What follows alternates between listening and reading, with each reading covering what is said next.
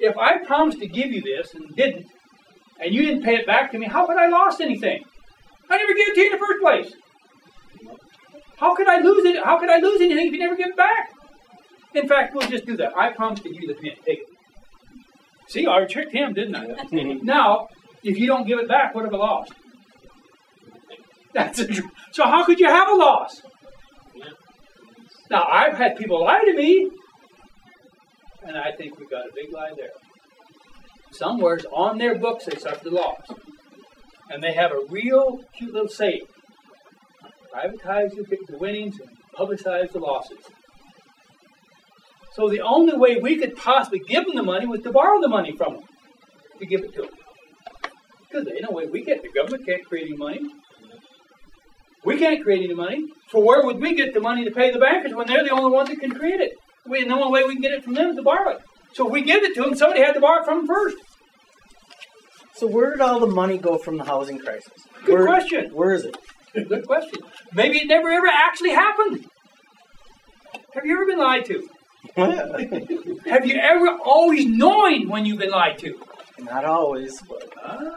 Now we're getting someplace. We are so gullible. And they got this beautiful working media that just keeps telling us these big lies all the time. We got them on the TV and the radio telling us these lies all the time. But they think it's the truth. They don't know the difference. Oh, I'm sorry. I do. I'm sure these people... Well, I'll tell you how bad it is. I don't know. I don't think they know. I'm with you. I don't think they have a clue what they're talking about. They're just a talking head. Right. They don't want to. I think that's true, too. They don't want to know either. I went down to the Federal Reserve Bank. We had a meeting with a couple of them guys. Pretty high up there. I can't remember the one guy, but he's really well known. And the first guy, we asked if a coin was an asset of the government or a liability. I really don't know, but I think it's an asset. So 15 minutes later, the other guy came in and I asked him the exact same question. He said, I'm not sure, but I'm sure it's a liability. So here we got two officials within 15 minutes tells us just exactly the opposite thing. I'm positive one of them lied to me. I don't think either one of them knew. They just made a guess, and they guessed on. And the first guy, he got red in the face when the second guy answered. I mean, yeah, he at least wasn't idiot enough to know that I didn't know the difference. I'd have to know the difference. Because it can't be both. Well, it can be both, I guess. You know, it's a strange thing. So if you had a theory of fixing our government quick, I'm starting to lean, it's the banks. That's the only way you'll fix it. Right. If you don't do that, you'll never fix it no matter what you do. Right, because you'll take Can the you think you away. can outspend somebody that can create his own money and you have to borrow some money from him to fight him? You really think you can whip that in any way or outspend that or do anything with that? No, because that's what I was telling the guy before. You'll never beat him with money. You can't beat him. You have to beat him with manpower. And let's not get a gun and go out shooting him. Right. Tommy's come out and served a little bit in the military, and I took a good look at him one day. Well, he looks pretty big, and I know he's training. I looked in the mirror, and I look kind of old and fat, and I know I'm soft. And I'm thinking them. You really think I want to get out there and get with him? I wouldn't even know how to operate the damn gun. He's an expert at it. We're really going to go up. You think we want to go up and tackle a whole bunch of guys like him? Man, I ain't for that. I found out one little farmer in a 42 cop was a pretty short war, and they wouldn't even shoot at me.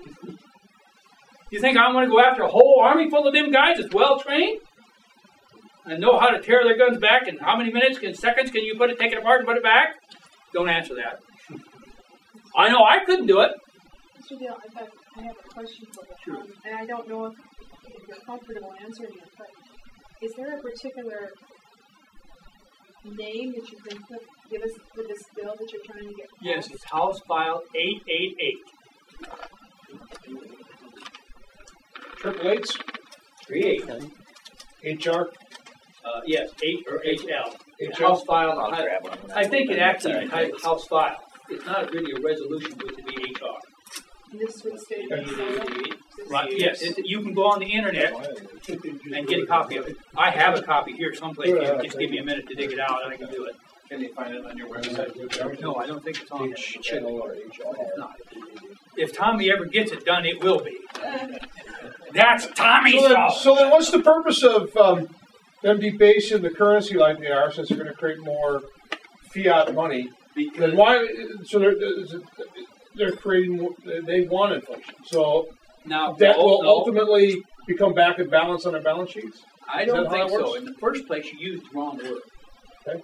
Remember what I said, my favorite quote, and I don't know if it's my favorite, but I think it's the most honest one. The word is debauch the currency, not debase it. Okay. Now, I'll show you the difference. I have here a 50-cent piece. It's copper nickel. I have here a silver 50-cent piece. That's pure silver.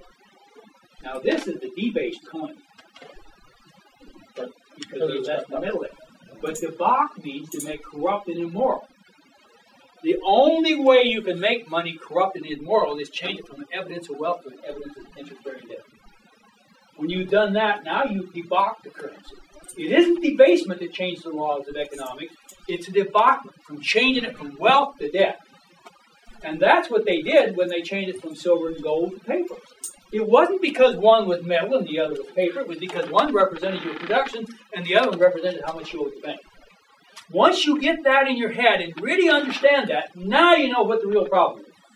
And the reason they keep doing it, because they have to keep doing it, the system can't run. Run a snowball downhill. Start with a little one. And you roll it, it gets bigger and bigger. And it gets bigger, it gets faster and faster, don't it? And the bigger it gets and the faster it gets. Oh my God, it really gets big in a hurry, doesn't it? And that's why they keep doing it, because they can't keep the system without it. It's not planned.